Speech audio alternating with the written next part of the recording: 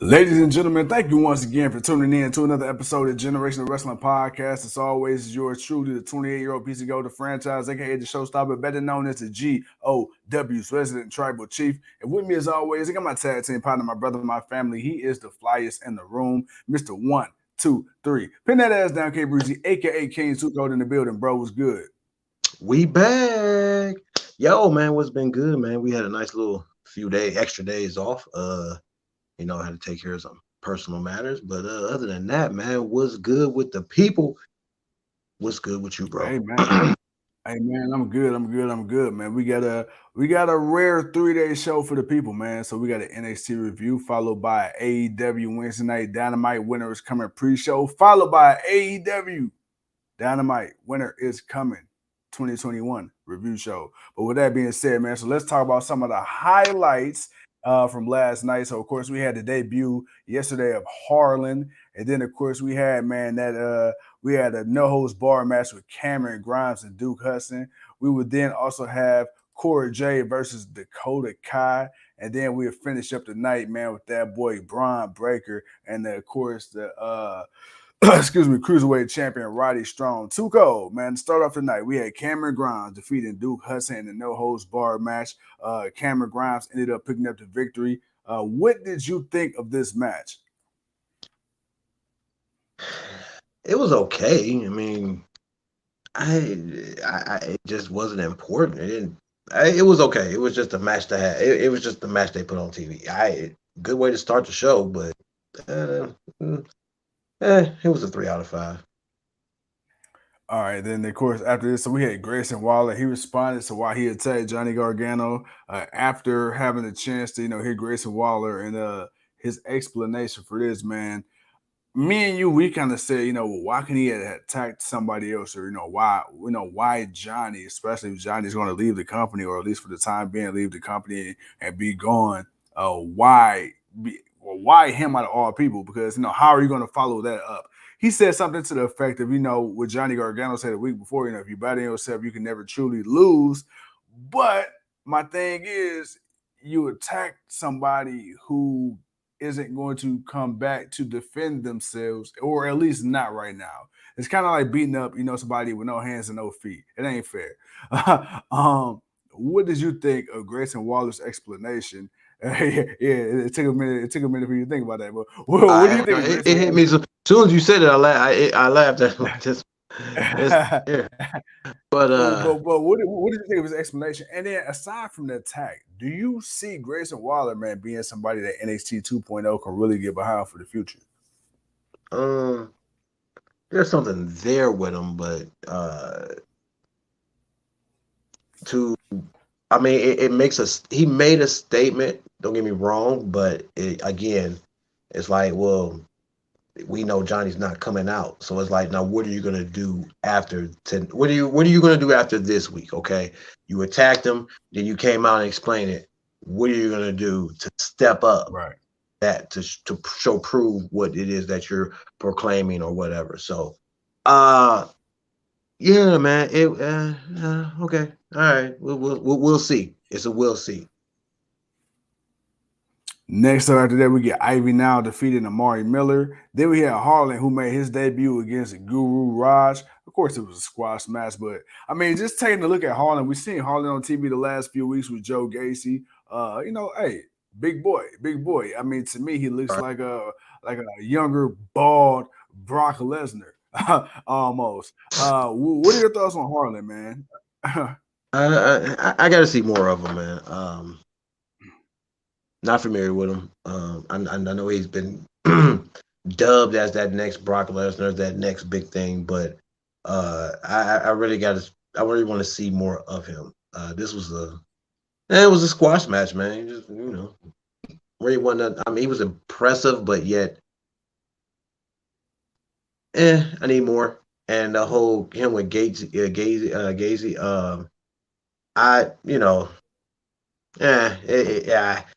it's what they're doing.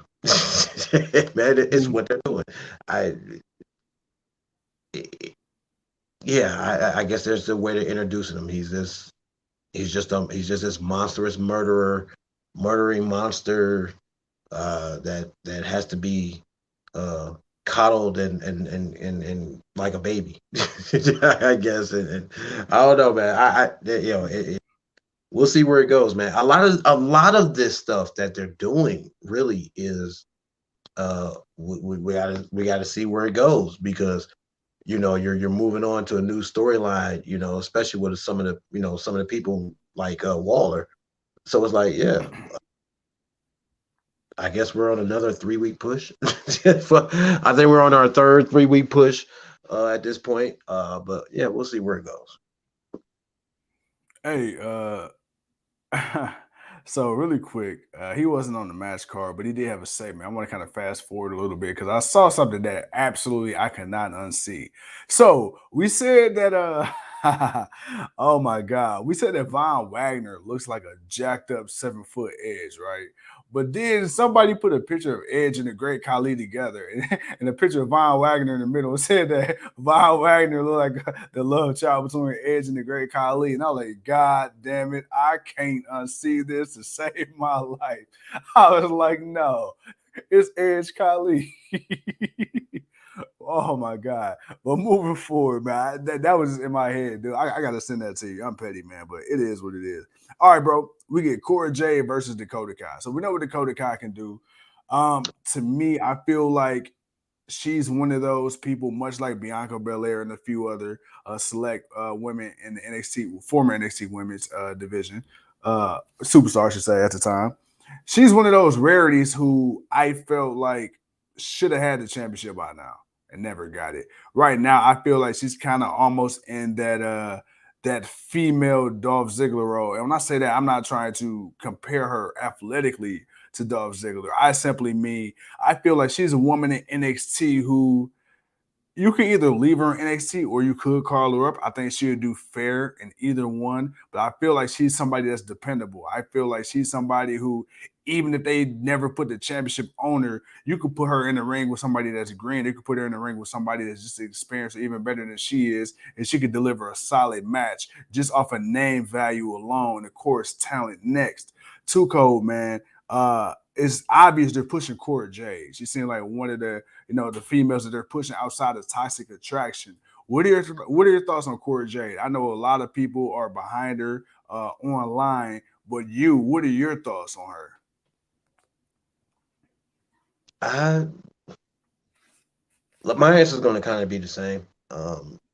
Again, this is the kind of the downfall of NXT 2.0, is that you have so many of these new people that it's really about keeping up with them. So Cora J is now a new face. It's like, okay, all right, now I got to remember her. So okay, I can't remember all these wrestlers, and though yeah, she was in War Games, but she had that one move, and then that was it. That was really it. And then they kind of just went with the same thing again, where she won with another roll up. I kind of want to see how she would actually win a match. Can she is the roll up the only way she ever gonna really win? Can she do more? Like I understood why she did it, but I want to see what's that finisher, what's that move you do to get your victory. Everybody got something. What's yours? And I want to see that from her. Uh, but I agree with your words about Dakota Kai. Definitely. I would even say she probably is on there. The You got to remember, Dolph Ziggler. It took him a minute to really be the Dolph Ziggler he is now. But once he got there, you know what I'm saying, he was Dolph Ziggler. He was winning the world championships and all that stuff. I think Dakota Kai is there now, because when it was her and Tegan Knox, oh my God, they tore her horse, they tore her house down. When it was Yeah. her and Amber Moon, they did great. Like it was like, so Big Mommy Cool was a little different because I was a little bit bigger than her. But when there's somebody she definitely can get in the ring with and can compete with, most definitely she puts on a very great match. So I agree with you. But yeah, she is in that Dolph Ziggler kind of just building role. Um, Want to see more, but unfortunately, if you're not 22 and younger, uh, you're about to just be enhancement talent. Which is crazy. And I'm gonna pretty much go through the rest of this card because it wasn't really much to talk about. So I'm gonna finish it out just to kind of do it justice. But me and you had a conversation earlier, man, that I kind of really want to harken back on. It's got to do with the new revamped NXT 2.0, Vince McMahon, and of course, the Attitude Era series that's on the WWE Network right now, Volume 2. Ruthless aggression, excuse me. So I kind of want to tie that in. So I'm gonna go ahead and knock this out. So we got Tony D'Angelo defeating Andre Chase. We got Boa who defeated Idris Enofe. We got Jackie Chan defeating GYV. And then of course we got the main event. We got the big bad booty nephew himself. He defeated Roddy Strong. And of course, he got hit with a Willow's Bell by the NXT champion Tommaso Ciampa. Tuco, man, before we pivot from here and kind of get into NXT 2.0 and Vince's vision, at least in our words, do you have anything to say, man, about the main event or any other matches I just said? I don't even care about Boa. I'm done with the whole. My spirit is being taken. My body is so. Yeah, I don't even care for it no more, man. It's a wrap. Roddy Strong and Breaker. Mm-hmm. I said Roddy was going to lose, but I wanted to be disqualification so he wouldn't take the pin. Took the pin. That kind of sucks for him because he doesn't deserve that. But it's Vince, whatever, man. But as far as that, that was the one thing I did not agree with. But other than that, man, I'm good. All right, so now let's talk about NXT 2.0. So and the rumor is, according to the dirt sheets, going to the main, fast forward into the main roster, that internally the belief is, the feeling is, they don't feel like there's enough big guys on the main roster. Now, the whole purpose allegedly of NXT 2.0 is to get, number one, younger, obviously, right? Two, bigger, main thing, get bigger or younger. And, of course, three, have, a crop of homegrown men and women. Now, with the Ruthless Aggression series on the WWE Network, you talk about the evolution of the women, right? You talk about the SmackDown 6.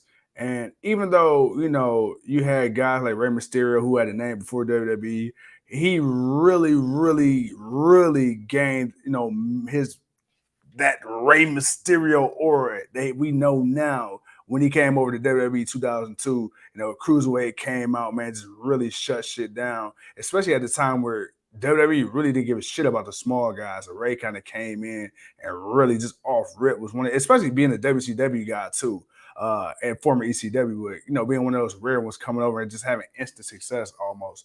Tuco, we're starting to kind of see that with NXT 2.0. Me, we talked about it, and you said, "Man, I believe I see Vince's vision." The only thing, I don't like is that he sacrificed the men and women that were already there that built the brand up, as opposed to OVW, where it was just a random warehouse, and then you just brought these guys in, but you had nothing to compare it to, right? You literally had nothing to compare it to. So whatever came up out of OVW, it was like, okay, this is what we got. As opposed to NXT, formerly known as FCW, you already knew what you had here. See, that was the difference. With OVW, you literally started with scratch. With NXT, you had a blueprint, you scrapped the blueprint, and now you're pretty much trying to reinvent the wheel. And I think that's where Vince's vision meets the current NXT, or I guess I should say the current NXT OG Black and Gold brand. I feel like that's where us as fans and Vince McMahon kind of clash. Because on one hand, you kind of see that OVW mentality coming into play. But at the same time, you're doing it, as we said so many times before, at the expense of a brand that was already up, running, and popular. And like you said, the thing isn't so much that people are upset that there is a new crop of talent. It was, you brought in all this talent and you just completely got rid of the old talent. You didn't even phase them out. You literally just chucked them all to the wayside. And I think that's what people have an issue with because, like you say, it's really hard to get behind people. It's hard to get behind a Cora J. It's hard to get behind a Grayson Wallace. When you see people like, who was it? Oh my God, Hit Row, right? Isaiah Swerve Scott for months was doing his own thing single wise. Then he randomly throwing Ashanti D Adonis, Top Dollar, B Fab. Now it could have been hit or miss, but people started to like it. It was random, and as soon as we really thought they were going to push in NXT against Legato, guess what? That happens, and then they call them up, and boom, now nobody's there. So now you look at this new crop of people, and it's hard to really get behind. All right, now I've talked enough. Tuco, man, elaborate on your thoughts of the current NXT revamp as opposed to what Vince and WWE did with OVW. Well, you were right about everything you said. You know, I agree with you. My thoughts is that when it comes to Vince and what he's doing, or what I believe and what I'm seeing, and I said this because I was watching the episodes last night, and I watched the one about the OVW and all the talent that came in and everybody how they were just starting out, and I'm like, and I'm looking at it and I'm watching it, and I'm like, that's what Vince went back to. Like, okay, he went back to having that pure talent. And then you're looking and you're seeing Brock Lesnar, Shelton Benjamin, Randy Orton. You're seeing all these other guys go to all these, come in and be these. You're seeing the Hardy Boys. You're seeing Edge and Christian. You're seeing tapes of all these guys. Hell, I didn't realize the Big Show went down there before he got called up. Like, wow, like I didn't even realize that. That shocked me. So, but to see he was already, when he came in, he was already a world champion, but he went down there to get that WWE workmanship, that the way, their style of how they work the match. And looking at that, looking at all the talent and how they all came out, it's exactly what Vince is doing now. The problem is, you had this for the past 10 years. If you think about it, if you go back to when Rollins and them debuted all the way up until now, you've had the best crop of wrestlers. Yeah, a lot of them may have been 30-ish or over 30, but they got older, wasting their time there with you. You didn't push people because you didn't have the patience for what it was, or because you didn't like the look. The problem was, and this is why you're getting the we need, bigger and better and faster, because Vince had to look at all these small guys be great, and he couldn't bear with pushing all of them over. I mean, Daniel Bryan, I'm glad he got over, because that was a moment in history that was so awesome. CM Punk, glad he got it. Dolph Ziggler, for what it's worth, glad he got it. Kevin Owens, the way it started was awesome. The way it finished, that sucked. Who else? Which he just resigned. Damn. He resigned? Yep, he resigned today. Oh, wow. Okay. Well, they okay. We'll see how that works out for him. Wonder how long he resigned. But guys like him and Finn Balor, like, this dude won a chance. Like you put him in a match to go up against Seth Rollins. They have a great match. This dude's got a fucked up shoulder, but they still put on a great match. He has to relinquish the championship, but it's not like guys have never gotten hurt before. How many times did John Cena get hurt and come back and instantly get the championship? Now, granted, Finn Balor wasn't John Cena level, but it's like, damn, Ed, there quite a few wrestlers got to do it and come back. And I understand there's levels to it. Don't get me wrong, but it wasn't like you were gambling on somebody you weren't sure if the fans were over with. You weren't gambling with somebody that the people didn't tell you, yo, thank you. You put this dude in a position to shine, and he shined, and the people went crazy for it. And you you've made a joke of him every day since he came back from that injury. So it he's gotten tired of looking at those guys. And I want to mention Kofi Kingston also, but he was on a whim. But it is what it is.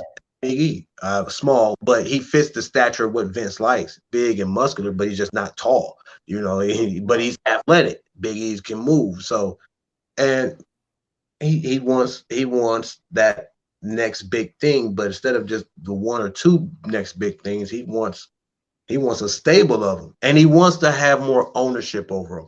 All of these guys that I mentioned, they made a name for themselves somewhere else, and they own the rights to their name and this and that. And WWE had to make deals of percentages, and they not getting the money they want from these people, even though they're paying them top dollar. But still, because these guys own their business, and we've watched how WWE has done and other wrestling companies, we've watched them how they treat wrestlers when it comes to their characters and when they part ways and all that stuff and copyright and all that. I get it, but still, now with him going back to doing what he did back then with the guys of Cena and all of them, now he's bringing back to where he's going to bring these guys up from scratch. And he's taken NXT, something that we've grown to love for what it was, and he's totally turned it into what we hate about Raw and SmackDown to a degree. And it's just too many damn people for people to remember. You already had a hard enough time keeping people's interest with NXT when Triple H was running it, and that kind of was the reason why Vince took over. And it's like now you're kind of losing people, like or it's staying steady. It's not really increasing the way you think it should or the way you thought it should.